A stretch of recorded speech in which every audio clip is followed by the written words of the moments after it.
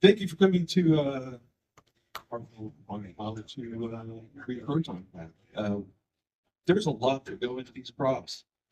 We can't possibly cover it all in like an hour, but we're going to need the basis of what you can do and look out for, where to shop, what things are called in different sections. My name is Rain, and I'm going to start you off on uniform equipment and scratch building. So the uniform, that's what we're wearing. The official name, just lay down. Oh, it works, and it's on the screen. It's right here. There's different variants of the suit, as you can see up here. And you also need elbow pads to complete this uniform. Web belt, gloves, patches, and boots. Although some people wear sneakers, so you know, it's whatever you want to make of it. Places to look for these. There are various vendors online. Magnolia is a custom suit maker in Australia. That's actually what I'm wearing right now. Other than that, there's like Dickies and Rothko. You can find these in various army surplus stores, Etsy, eBay, Amazon, and GB Patches actually has the best screen accurate patches and patches if you want to go find those. I think a couple of these guys are wearing. I can't remember where I got one. Next up on how to be a Ghostbuster and how to gather the pieces of equipment Proton Pack. There are various pieces down here at various construction stages. We're going to get into in a little bit. The trap, active goggles, and PK meter are the various other tools that are in the Ghostbusters arsenal, as well as a couple of other pieces that are found in the cartoons and other sequels. But we're not going to go over how to make those parts. We have to look at 1%. Containment unit is the biggest thing. You should work off too. Okay, so pack construction, there are various methods you can do. The first one, which I started out doing back in like 2011. So that's making things out of thin air, and that can be somewhere between a couple $100 up to a couple bags, just whatever you want to make of it. There's molding and casting method, which actually means you have to have an original part, mold it in silicone, and then pour resin to recreate a piece. So we're not going to really get into that, but that is another method to make your pack in pieces to your pack. If you have like a friend that has them, you can make copies of them so you have to buy them. There's 3D printing, which I think is the easiest, quickest, and most like accessible now. Okay. So 3D printing is also the cheapest of them. The last thing is Build-A-Bears, where you go, you would take parts of very you can buy. I mean, look at this thing. There's also that fifth mic right there that works too. Oh, this one. Yeah, this is good. Build-A-Bears, you buy the parts from vendors, and then you construct them, drill them, paint them, and all that yourself. There's a couple of other people on the forums that we're going to get into later in the slides that you can get these parts from as well. And pre-built, there are toy vendors that are actually making these full complete, and this is one right here. You don't have to construct it, you don't have to paint, you just have to open the box and put it on the gun. But they're kind of hard to come by, unless you want to go by eBay and check out scalpers prices, which is they're kind of high. But Hasbro, Mattel, Spirit, Halloween, there are various other ways you can get hold of a pre-built pack. Scratch building is what I did back in the day, 2011. This entails getting various pieces of like wood, foam, polystyrene, PVC, tubing that you can find at Home Depot. And then you just take measurements and then you get plans online and you slowly construct it piece by piece. The tools you'll need for this is going to be like a Dremel, bandsaw, drill, there's sandpaper, razor blades, screwdrivers, various pieces like that. When you're finishing these pieces, whether it's 3D printed or scratch built or molded cast, You're going to do finishing, so that's going to need spot glaze, putty, Bondo, some sanding. You can make it nice and smooth before you paint it. Wood filler as well. Lots of primer to fill in those into perfection. Spray for the primer. I find the auto primer high fill is the best to use. The method of molded casting is like I described earlier. You take an original piece, little piece here and there, whatever it may be, you mold it in rubber, and then you pour liquid plastic to make a hard piece to pull it out. Now you have the whole piece to work with. And a lot of people do this online too, that they'll just sell resin casting. That's the buildable technique. But we're not going to go any more into that because it's really costly. 3D printing, you'll take any of these files that are available online. Every one of these pieces to the pack at the thrower have a specific name that's going to be on the next slide right here. And all you have to do is look these names up, and type in -obj for a 3D file or STL. And every one of these pieces are available online. You can print them out, sand them, prime them, paint them, and put them together. It's just that simple. Once you get all the pieces, the main piece that connects all of these pieces is the motherboard. It's this everything right here that connects to the outspec, which is what you sling around like a backpack and you hold everything holds together. And to attach all the pieces, the brackets are found here, here, here, here, and that attaches everything you've been printing or putting together to that frame, so you can a complete pack, short of all the little details and the lights and sound, which is the last part of my part. This can get like really deep really fast, but a lot of these are plug and play. There's only a few left that are like solder, and you have to have some kind of skill with an iron. But a lot of vendors online, Etsy, eBay, the threads that we'll mention, and it's mostly just plug and play. You just find a place to mount your electronics, align everything up, and attach a battery. Good to go. And I think that's about to do it for me. My section. If you have any questions, we can do it at the end. Moving on. Hi, I'm Nick, and I'm going to give you a little bit of a history lesson on building packs then versus now, and we're pressing down before. Yeah, down the bottom. Okay. So in the beginning, 1984, when the film first came out, there were a few gentlemen who were what I like to call the Proton Pack pioneers that started this whole thing with no plans, no measurements, no nothing.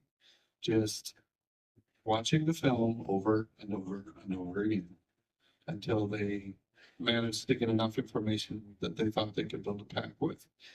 This gentleman here is Peter Mosen. He's considered one of the very first people.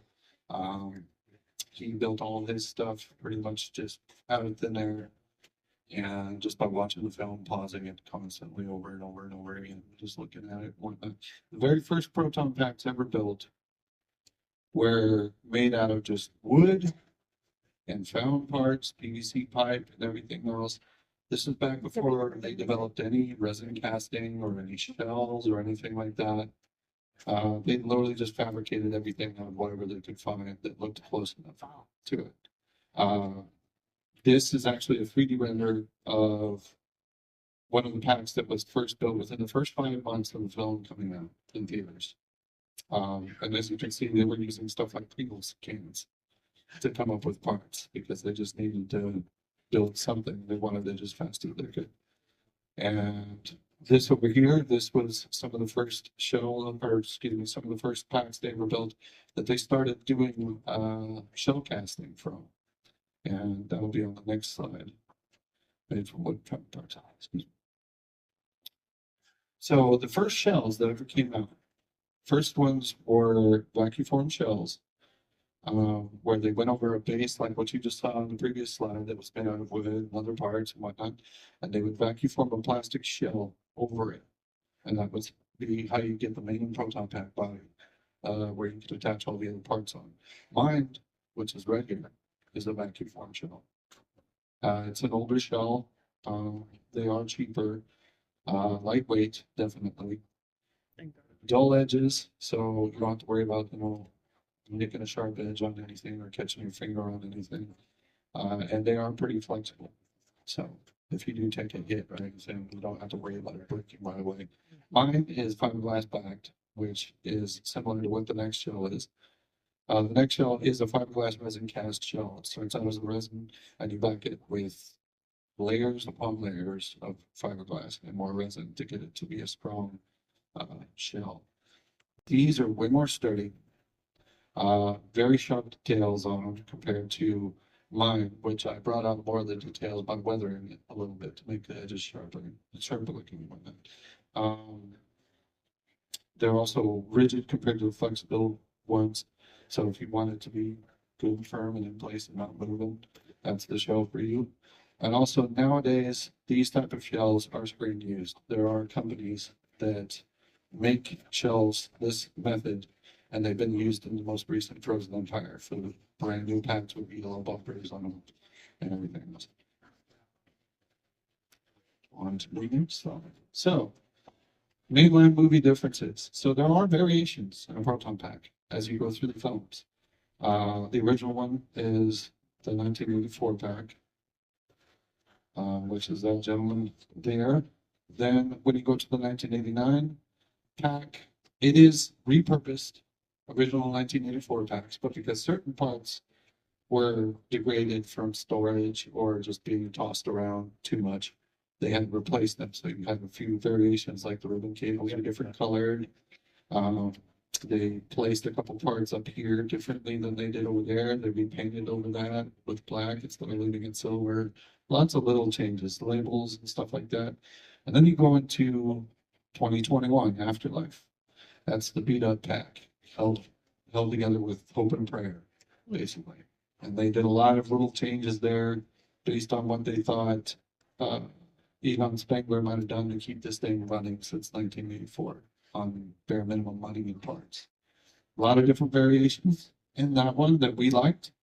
My personal pack here is a sort of an amalgamation of the first three films.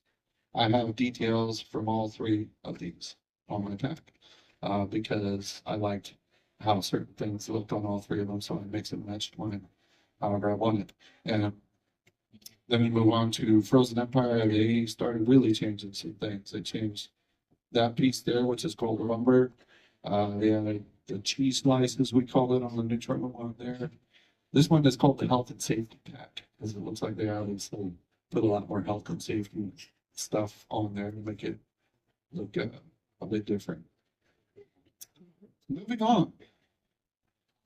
So one of the main things that I did with my pack, I followed a lot of the traditions of a Build-A-Bear, as Rain spoke on, but nowadays we're a bit spoiled in the Ghostbusters community where there are companies that are mass manufacturing some parts for these, so we don't have to make them all from scratch. And we can learn how to integrate some of these parts into some of our Build-A-Bear parts or our stretch build parts or whatnot. And that's one of the things I did with mine. I did it with the Hasbro Spengler Neutrona wand, which is available in two options now.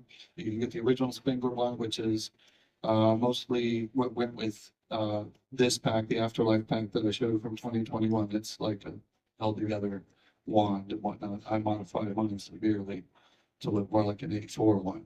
But they also make a 1984 version of the same wand. And there are modifications you can do to integrate those with a system that you already have set up for a scratch build or a Build-A-Bear pack. And that leads into my fellow members. Hi, I guess I'll explain. Thanks, sir. Okay, my name is Willie. Hi, Will. And I'm with, obviously, the Ghostbuster Texas Rangers Division. And I got the Hasbro, by Hasbro. So,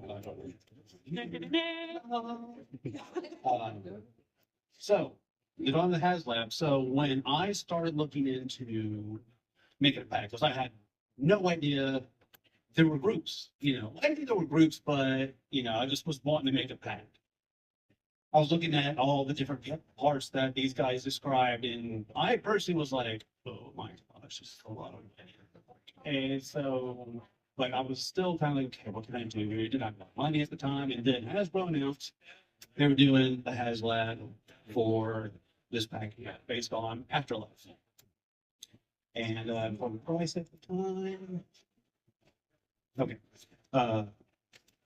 Oh yeah, I already got the Spangler one because I got the wand. It's like, okay, Mattel initially did a wand based on 1984, and then Mattel they were, they quit doing the appropriations. They called and so HasLab got the license, and when they did the wand, I'm like, I just had a feeling they were going to do a pack.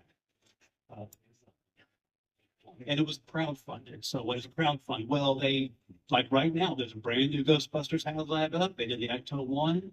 They have base version, deluxe version. But if so many people, they give you a time frame, and they need so many people to back up to reach a goal to just produce it. And so this, I can't remember. Let me see. Did we get this? Yeah. Yeah, I guess I need to use a little clicker here. Grant from October 27, 2021 to December 12, 2021. And yeah, it was the most sacrificed money. It started at $400 at the time we crowdfund. So that was pretty decent for me when you were looking at all the parts, stuff like that. And it was full size. It was cast from the Afterlife pack. They used actual blueprints from that. And there were tiers associated with that. So this HasLab, they kind of got away from this, but this HasLab, depending on how many people backed it, they unlocked certain tiers. First tier were just stickers that make it look like 1984. They were just cleaner stickers, and they look as rough as these. Second tier was, it was a plastic piece of rubber that looked like melted marshmallow. If you were a Pulse Reader member, it looked like slime. And then the third one was, and there's no notebook and Afterlife stickers. The notebook's pretty sweet. The stickers are just like, put my notebook in school. Sure. And then the fourth tier, which is what everybody wanted, was the display stand, and I did not bring mine today. But it's plastic, but it looks like a metal grade stand that has the emblem on the side. You can set it on there. It displays great.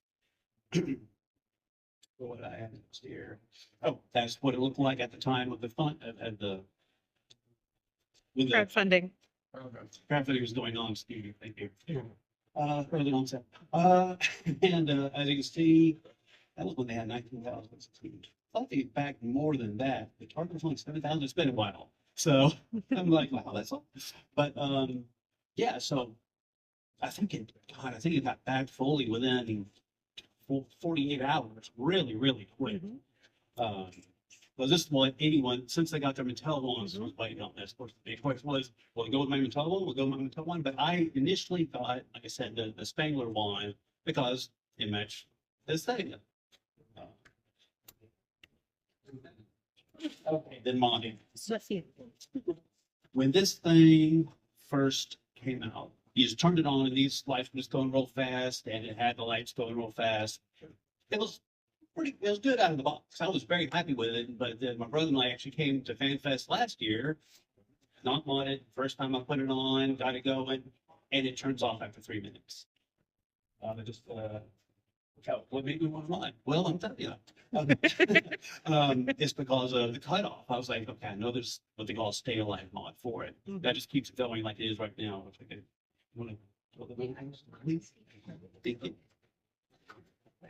just going to run it.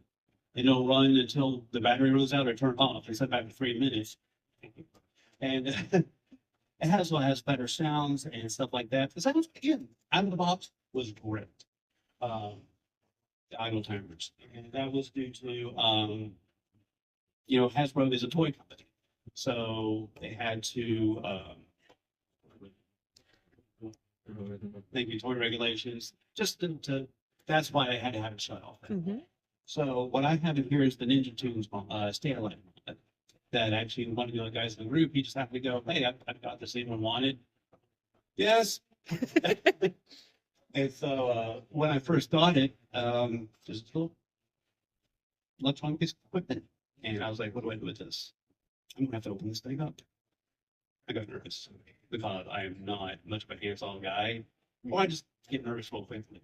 But there's also GP Star, which is what Michael from our group he got instead of using the Ninja. And don't be scared of mine because it wasn't that bad. What I did was I just watched a few videos, get more of that in a bit. But what I have on here now is the 1984 mod that Nick was talking about previously, and the aesthetic of it just looks so much better to me. When they first came out the 1984 mod, I'm like, oh my god. But then I got it and put it on. I was like, and I was one of the few people now. See, my tip looks silver. It's actually orange again. Toy company. They have to make sure it's a toy, an actual weapon. I just kind of cheated that a bit. So depending on it, but I want to say one of the last Spangler mod wands that still had a silver tip on it. So it's kind of like I ordered two. One had a silver tip, one had an orange tip. So I was like, score. But I love this wand. Same sounds and everything has a Spangler wand. Just a better aesthetic. It even has some weathering on the handle there. I think it just looked like when I put it on there, took a step back, it was like that's much better. Research. Yeah, when I got to look at the mod of this thing, again, I was nervous. And so I started looking around and Nick, that's what I love about this group. We're so supportive. Nick, out of nowhere, just sent me a voicemail to our Discord and said, look, watch multiple videos, you'll be fine, do your research. So, and I did. I just started looking up videos of Ninja Tunes. First of all, it's how to open the pack. There's a lot of these plastic pieces, they'll have clips in there I didn't want to break, and it didn't. So that's when I found was Larry Brothers on YouTube, and it was a top down just like this. The gentleman was explaining how to put in the mod. There's one that I've opened the pack again. It just unscrew it, take it off. It's not, it has a little resistance, but it's not that bad. There's no clips or anything like that you have to worry about breaking. But there are two screws, I think they're on this side. They're the only two screws that are different size. And that's why you watch the videos. I would not have known that I'd be sitting there with two small screws over here, like what the heck's going on? But yeah, Story Brothers, it was top down, opened up, and he showed you everything you needed to know as far as plug this in here. It's all colored. Even the wires turned in. I think this is when they created the mod. They color coded into what was already in here, and he also upgraded the speaker, which I also they show you how to do all that. And that's about. Don't be afraid to ask for guidance. Don't be sitting there going, "Oh, God, everybody's gonna laugh at me." They all build their pack, and trust me, when you see, knowing that these guys built theirs from scratch, from the ground up, and I'm sitting there like, my little all put together for me is don't be afraid to ask for guidance at all. Most, I would say all groups want to be very supportive. Well, Ghostbusters, right? We're all on the same team. We all want to support each other. And don't get discouraged. Trust me, it took me, geez, I want to say a month before I finally cracked this thing open after I bought that mod. Just because I didn't want to mess with it, just being procrastinating and just, again, and doing some of the research and watching those videos over and over and over again. Some people like to solder. I personally got the connectors. You pinch along the wire, you connect it that way. Well, what's fine. That's Larry Brothers. Their YouTube page. Yeah. Yeah. Oh, speaking about that, that's about how I'm going to lead into you. Because there is another option for pre-made pack that is from Spirit Halloween. Unfortunately, you can't just get this off the shelf anymore. You would have to go secondary market. I don't know what the price go for now, but they go for $1,000. Yeah, people bought it for $1 and sold it for $3. So if you have the funds, I think that still might be a better option, unless you're just really ready to get going and building a pack. But the third option is, and my first pack was an 80% Spirit Halloween pack. This guy right here, though. Want to check your mic for it? All right. Hello. Thank you for that introduction. Yeah, but it's sounding right. Rip off. Thank you. All right. My name is Russell. I've been Ghostbusting since 2015, so I've been doing it for a little bit. But I only just last year got a Proton Pack. So, all right. So before I get into the Spirit Halloween Proton Packs, that's kind of my bread and butter. A little backstory. Way back when, before Spirit, before HasLab, I was gathering parts for scratch build packs, the resin parts, wood parts, vacuum form, all kind of stuff. And calculating over time, I was looking at spending about $500.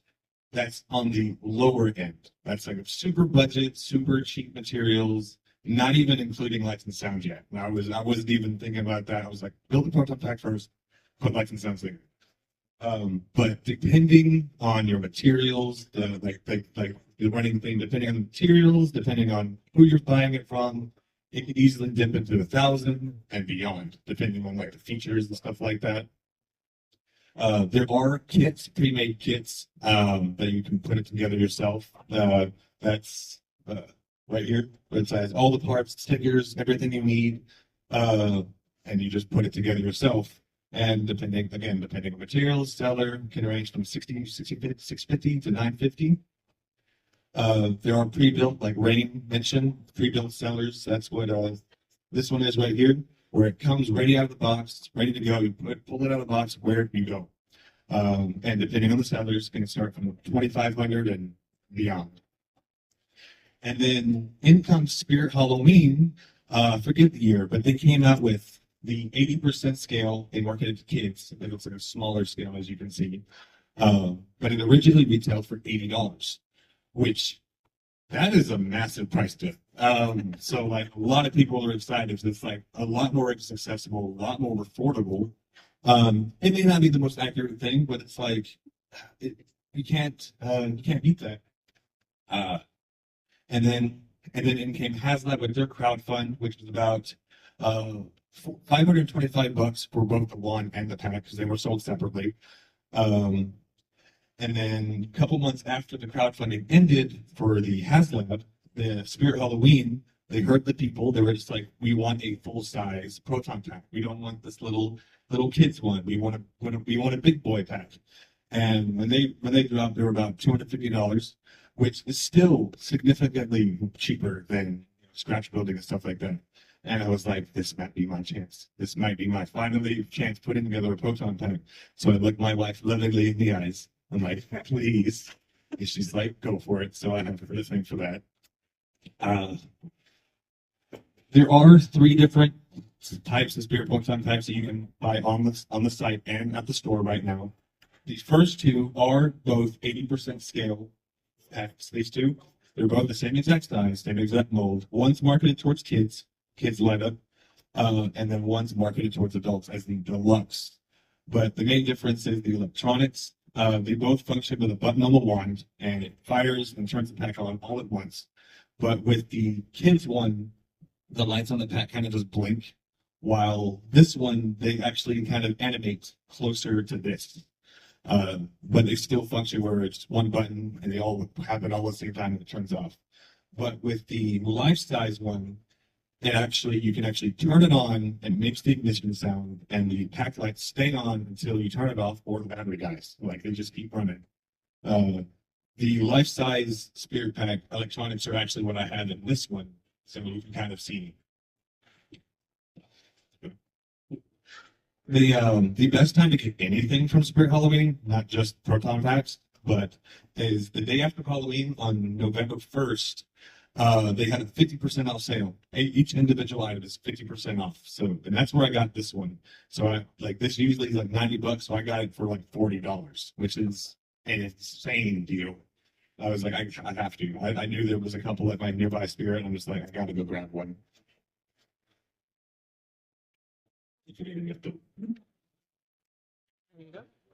Now, this is a question I get a lot. How do I go about botting it? And before I answer that question, out of the box is perfectly fine. Because, like, out of the box, it's like, if you just want to pack, go have fun, go costume or whatever, on Halloween or whatever, it's perfectly great right out of the pack, right out of the box. But if you still desire to bot, as much as I want to say sky's the limit, do whatever you feel, do whatever you want. Nobody wants to hear that because they want guidance. They want specifics. What do I do? Like, point me in the right direction. And my kind of process is kind of sit it back, kind of look at it, and whatever jumps out to me the most, that's what I do next.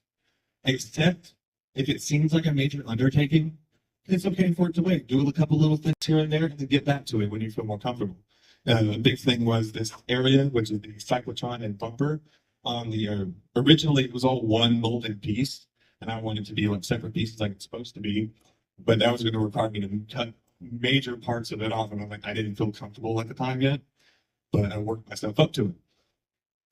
And then I also, just like this and his over there, I incorporated the 1984 HasLab one because it has a great soundboard in it, has lights, everything you need. It's like 50% of the pack right there. My recommendations, there's these 3 Facebook groups that I love, great communities, like great inspiration, great people. You can post there, ask questions. They are happy to help. They got Spirit Proton Pack owners, Spirit Proton Pack builders, and then the HasLab Ghostbusters modders, which is what I used for this one, little help there. But you can never have too many references. Like William was saying, research. You know, that's the best way to get information. If you're a bit more crafty, this guy named Lost Wax on YouTube, he has a bunch of tutorials how to make a complete proton pack out of 4 minutes. And by the end of it, the whole pack is 5 pounds. Yeah. And he let the way he constructed it, he had all of it out to where you can still have lights and everything. And it looks fantastic. Like, I was blown away.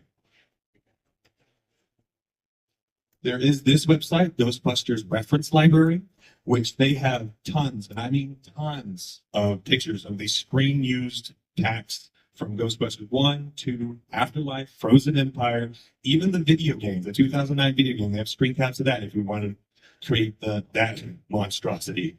And like I said, they have tons of stuff, like, because like the packs differ from each individual person, like Fangman, Spangler, they have individual differences and stuff like that. So they have a ton of references that you can use.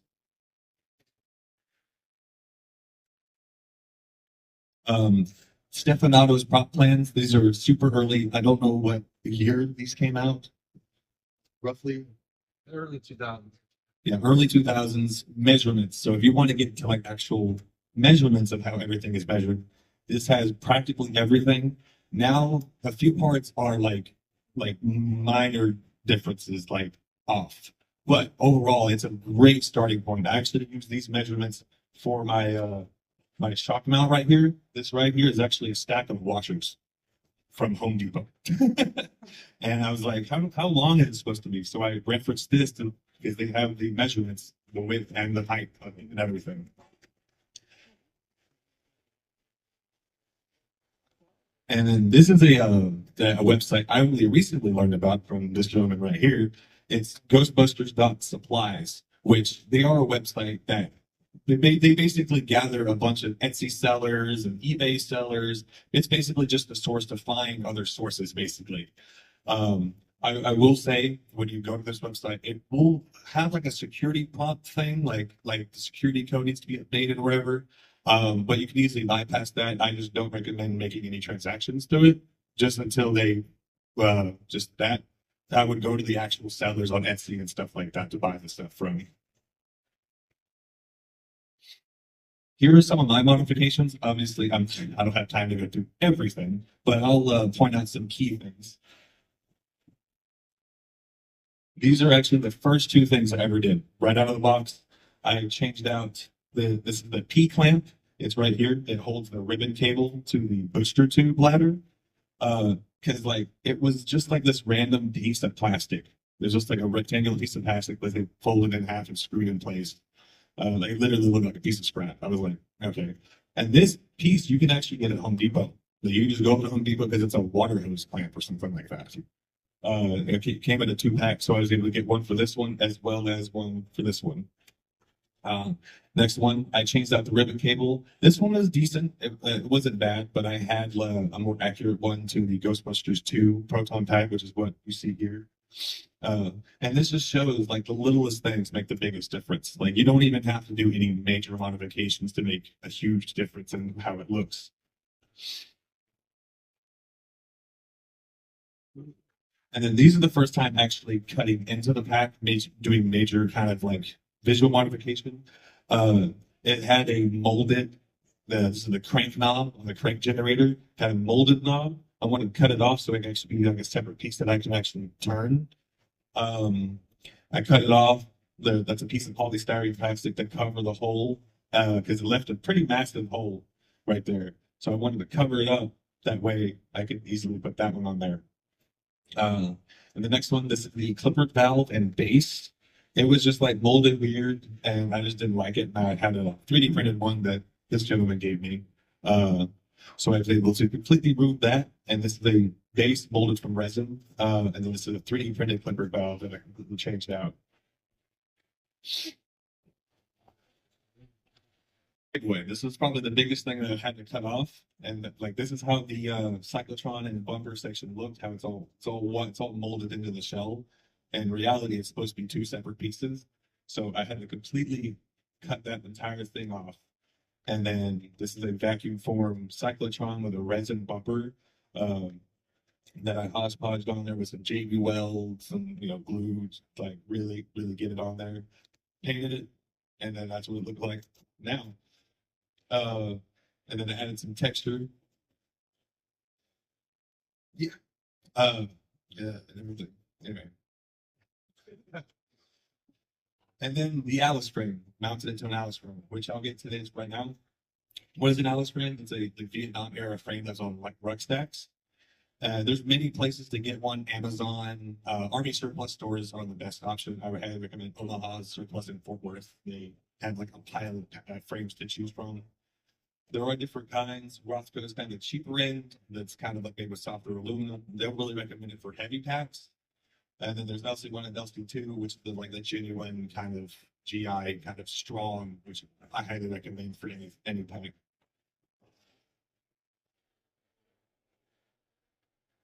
And then I just want to take a moment. Accessibility. It's like the thing that I love about that Spirit Pack HasLab is just how accessible it is, because when I first started, having a pack seemed so far-fetched and so out of my reach that I thought I would never have one. But with Spirit and like these sellers on Etsy 3D printing stuff, it just makes things easier, especially with all the information that's really readily available now.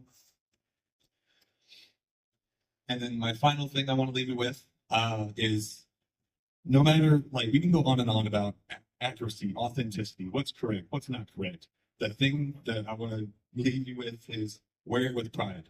The important thing is if you're proud to wear it, you're happy about it. That's all that matters. It doesn't matter what other people think, what other people say, whether it's accurate or not. If you could, because like you have a bunch of right here, you have a bunch of different packs to choose from, and people even go beyond that. Like make super custom color schemes and extra parts that they want to add to it. So just wear it with pride. Now we have about 5 or 6 minutes. If anybody has any questions, we would be glad to answer them. Thank you.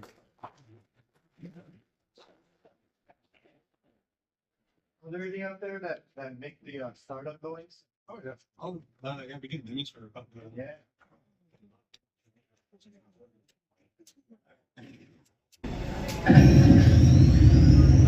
That's a stereo on low. Y'all hear loud speakers. Loud too. Don't talk down about yourself. Don't usually drown me out. But yeah, the sounds coming from mine as well as Nick's over there, those are the sounds coming from the wand. So like the wand itself has a great soundboard in it. You can fire it. It even has different modes. Basically, we looked up Like it's slime.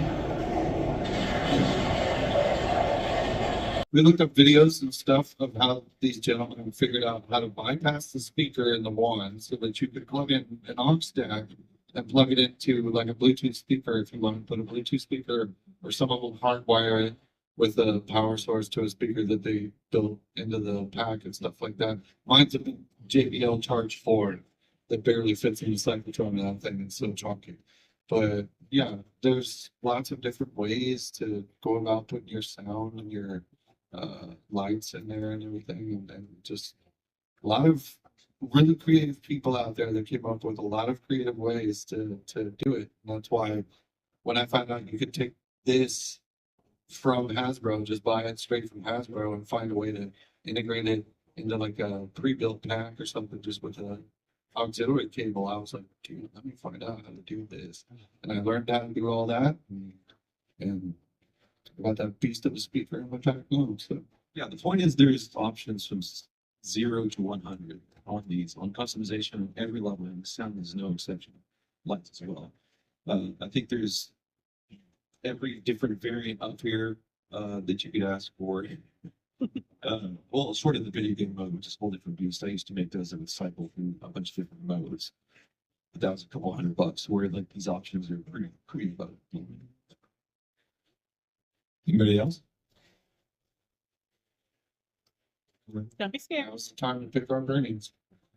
You can make it really complicated if you want, or you can really simple. Yeah, and if time runs out and you still have questions, we do have a booth in meeting room 4. If you want to come by, see us. My bad. So many. That would have. But yeah, we have a booth there where The makers right here are a good place to visit. I forget their names. yeah, There's like right here.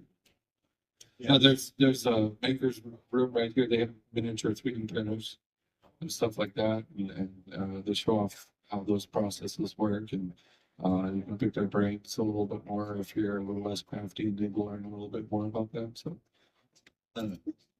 yeah, the pack that's down to the ground over there, that's actually fully 3D printed. oh yeah, Mine's fully 3D printed. So like you can, like what he said, you can get everything. You can get every single part that you Yep. need to 3D print. and there's a lot of parts manufactured still by companies that are actually semi-proud to still be making parts that are being put on Proton Packs, one of which is Clipper, and they still make valves that we put on the packs. Like this is a R701 Clipper valve that's used for pneumatic systems, and they even have a little blurb on their website about Ghostbusters use our parts to this day, and they have specifically the exact parts that we use on our Proton Pack all in one list conveniently for you to find. And they have the valves that are used. There's little pneumatic pieces like these here that come from Clipper, the little bars you use to connect the hoses with and everything. And all those are there on the Clipper website listed for you. Back in the day, we used to have to do so much research. We'd have a folder like this thick of just information that we had to pull from so many different sources. But it's a lot easier now to find what you're looking for, especially with the powerful search engines we have now. So, Well, sometimes it is. You also have Short Circuit, the movie. Yeah. The robot movie. There's a friend of ours that has one of these specific parts, but the GB community wiped every part out so they couldn't find a part they needed for their robot. yeah, That was funny. Yeah. we shared pneumatic parts with Johnny Five from Short Circuit. Apparently, he used the same sort of pneumatic parts and parts on his neck that we have on the Neutrona one. And the TV fan community apparently just wiped out the sources for those parts. So you got to get people to custom make metal parts for it now. But yeah, semantics. We can go on all day about stuff like that because we're nerds. But we appreciate you coming to our panel. That wraps it up, everybody. Yeah, thank Any you more so questions? much. Come see us. Yeah, come see us in the NLP. Any more questions?